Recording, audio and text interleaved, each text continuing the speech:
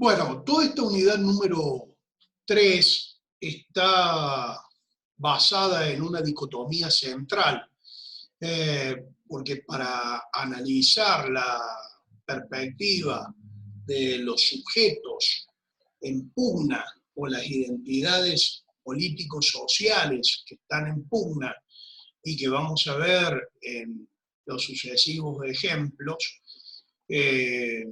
debemos comprender qué es esto de la identidad y la construcción de la identidad. En realidad, la identidad es un concepto que atraviesa múltiples disciplinas de las ciencias sociales, incluida la psicología, el psicoanálisis y también a distintas disciplinas del pensamiento filosófico. La identidad es un concepto que, como bien lo dice el propio concepto, se construye en el reconocimiento del sí mismo, digamos, ¿no? Ahora, para entender ese reconocimiento, hay como distintos niveles o distintas capas que comprender. Al menos habría, según una perspectiva psicológica, una primera identidad del sujeto a partir de la diferencia del otro, de otro sujeto. Entonces, aquí aparece el otro, y este otro, que la palabra proviene de alter, de la alteridad, alter es otro en latín, entonces, yo soy en tanto me diferencio del otro. Freud diría que el bebé se puede comenzar a identificar a sí mismo a partir de su identificación con el pecho que lo amamanta en el proceso de amamantamiento y como primer contacto con un sujeto otro. Lacan tiene una imagen muy interesante a partir de la instancia del espejo. Dice que el niño a determinada y pocas semanas de vida puede identificar algo del otro en la instancia del espejo. Es decir, eso lo inquieta, lo conmueve, sin saber muy bien que es él mismo reflejado, pero que ahí hay un otro, un espectro que le devuelve cierta noción de identidad. Para seguir con esta idea, la identidad como construcción pasa a determinados momentos. Hay elementos del lenguaje, la adquisición del lenguaje, de las normas del círculo familiar, que van construyendo una primera identidad o forjando una primera identidad de pertenencia, de integración que proviene de la seguridad y de la certeza de que ese yo es tanto yo como parte de otros, ¿no? Y ahí entonces el otro funciona como un elemento acogedor, un elemento dador de una identidad familiar, de clan, de grupo, porque esa identificación va creciendo concéntricamente y la identidad busca dar al sujeto una comprensión de su mundo y de la adquisición de herramientas para sobrevivir en ese mundo. Cuando pasamos al plano ya de lo social y de lo filosófico, empezamos a entender que de la familia trascendemos al barrio, del barrio trascendemos a una comunidad, a una identidad, pero esa identidad se va complejizando a medida que vamos teniendo las herramientas para poder diferenciar este proceso natural de emancipación que como sujetos vamos llevando adelante, en tanto emancipación o liberación de nuestro círculo íntimo y de nuestro grupo generacional, de clase social, etc. Un proceso de emancipación que en términos de la lucha política se basa en la construcción de identidades.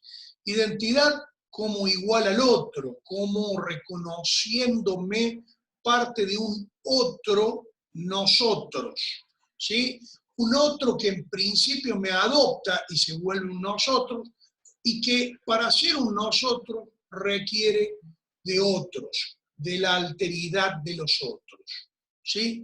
En esto hay casos bien claros cómo hacemos funcionar la identidad del nosotros con los otros, ¿no? Vamos a ver cómo la noción de Occidente, por ejemplo, en el siglo XVIII fue forjada por pensadores como Volney, que permiten construir un otro exterior que le da certeza a ese nosotros llamado Europa, llamado Occidente, llamado razón, civilización, la cultura, frente a los otros a los cuales se le adosa la noción de extraños, de bárbaros, sobre todo, de diferentes. Esta idea de construir un nosotros y un otros, en el ejemplo de Oriente y Occidente, es justamente lo que Edward Said, en su libro Imperialismo, trata de demostrar cómo Oriente no es un elemento de identificación para lo que nosotros llamamos orientales. Es decir, no existe para los orientales Oriente, sí existe para los occidentales Occidente. Nosotros decimos occidentales y entendemos determinadas cuestiones como la construcción de una identidad cristiana, blanca, europea, centroeuropea, que podríamos señalar como la construcción de un universal. Es decir, hemos construido un universal que permite excluirnos en una identidad diferenciada.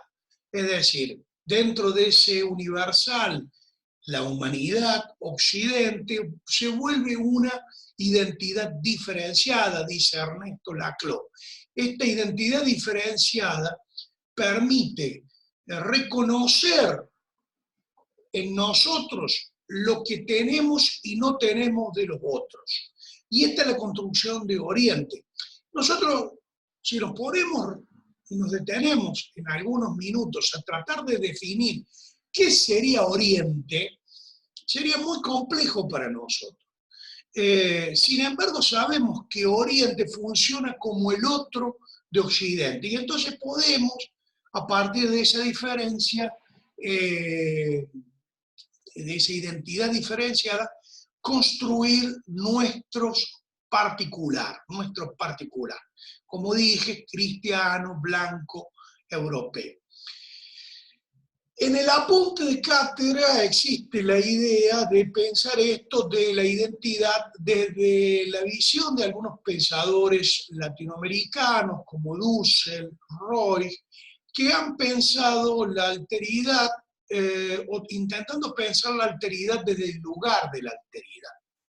Es decir, desde un pensamiento latinoamericano que permita diferenciar y adquirir una identidad americana a partir de reconocer esa eurocentro, ese eurocentro que fue nuestra metrópoli, como un proceso de emancipación de esa metrópoli con la construcción de una identidad propiamente americana. Es decir, desde la lucha de independencia empieza a surgir la necesidad de la construcción de una identidad americana, y esa identidad americana es la que está fuertemente en escena.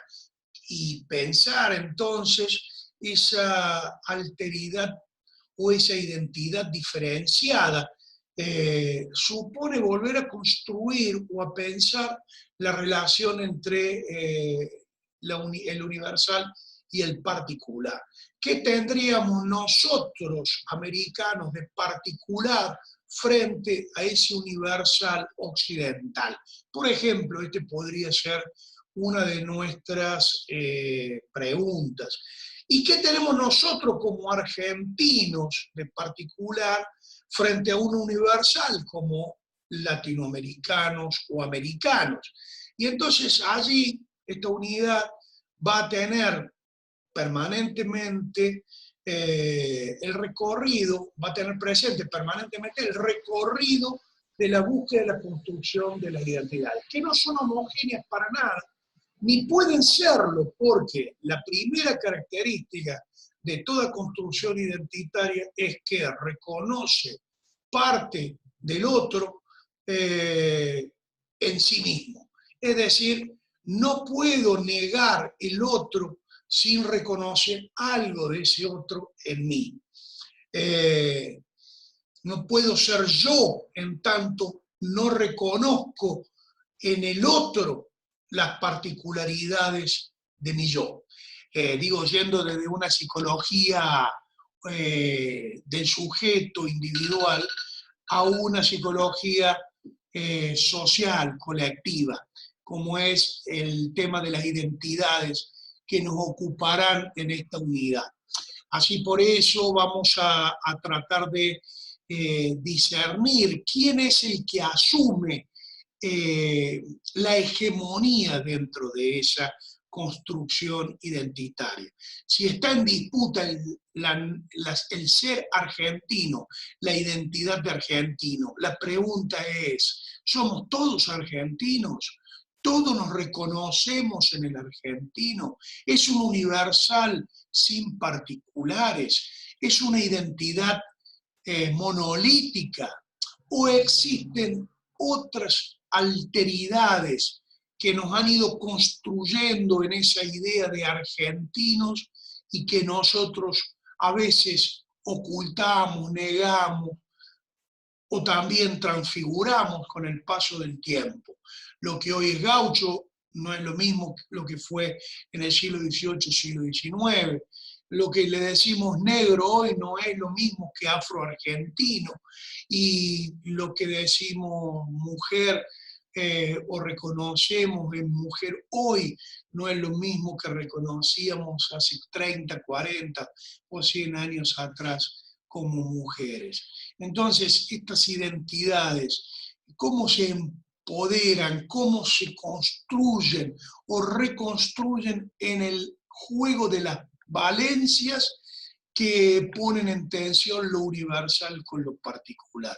Este es el juego que trataremos de analizar y trataremos de ver cómo se desarrolla en los distintos momentos de nuestra historia cultural.